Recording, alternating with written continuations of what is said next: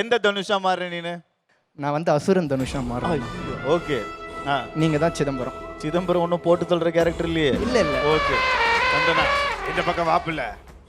Chidambaram voice என்னன்னு தெரியல. இதே எடுப்போம். சரியா? சொல்லு அசுரா, என்ன பண்ண? சிதம்பரம் நம்ம கிட்ட ஜிம்னாஸ்டிக் இருந்தா எடுத்துப்பாங்க, ஸ்டன்ஸ் இருந்தா தூக்கிப்பாங்க. ஆனா நம்ம கிட்ட டான்ஸை மட்டும் என்னைக்குமே எடுத்துக்க முடியாது. சிதம்பரம் ஆடு, ஜட்ஜஸ் இம்ப்ரெஸ் பண்ற மாதிரி ஆடு. புரியுதா?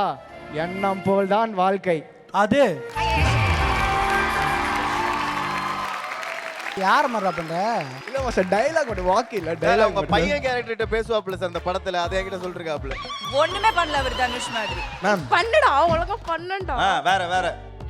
ஒருத்தர் தூங்கிட்டு இருக்கும்போது ஒரு கொசு வந்து கடிச்சா அந்த கொசு பெரிய ஆயிடாது.